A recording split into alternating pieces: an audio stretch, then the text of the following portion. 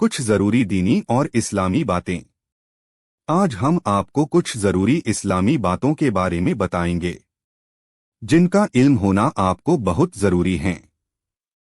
यह बातें आपको दीन के रास्ते पर चलने और आपकी जिंदगी को एक नेक राह पर चलने में बहुत मदद करेगी।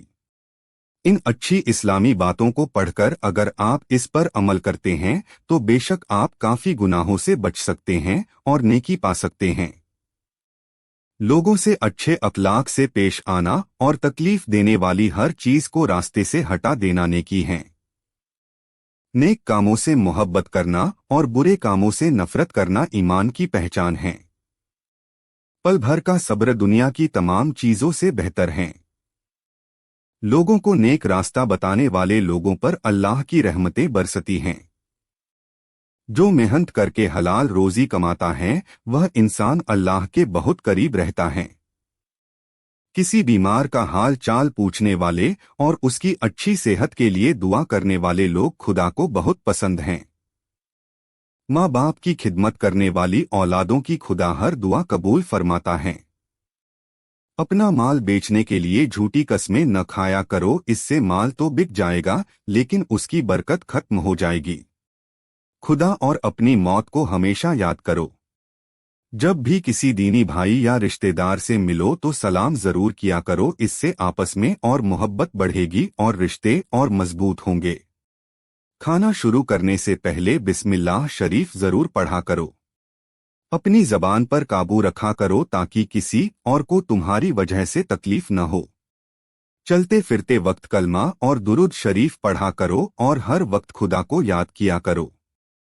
हमेशा लोगों से अच्छी और मीठी बातें किया करो ताकि सामने वाला शख्स हमेशा आपसे खुश रहे। हर काम को करने से पहले लोगों से सलाह मशवरा लिया करो ताकि किसी गलती का अंदाजा पहले ही हो जाए। शराब पीने वाले और ब्याज खाने वाले लोगों से हमेशा दूर रहा करो। हमेशा मिलकर साथ में खाना खाया करो। सुबह उठते ही अपने माँ बाप को खुशी से सलाम किया करो और अल्लाह से उनकी अच्छी सेहत की दुआ करा करो। जहाँ लोग एक दूसरे की कीबत बुराई कर रहे हो उस जगह पर एक पल भी रुका मत करो। आपसे बड़े लोग जैसे आपके माँ बाप या बड़े भाई आपसे गुस्से में कुछ कह दे तो उनकी बातें सुन लो, उनको जवाब मत दो। ज़कात देकर लोगों को जतलाया मत करो कि मैंने इतनी ज़कात निकाली है। किसी गरीब की मदद करके लोगों को मत बताया करो कि मैंने इतनी मदद की है।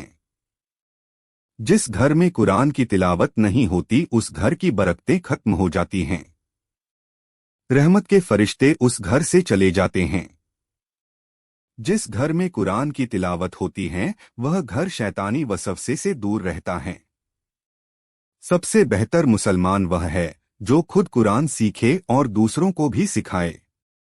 जितना हो सके लोगों की मदद किया करो ताकि खुदा तुम्हें और दौलत से नवाजे। जनाजे में हमेशा शरीक हुआ करो क्योंकि एक दिन आपका भी जनाजा किसी गली से निकलेगा।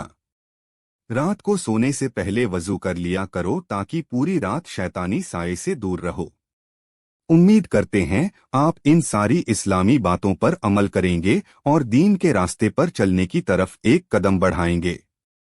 अल्लाह हाफिज।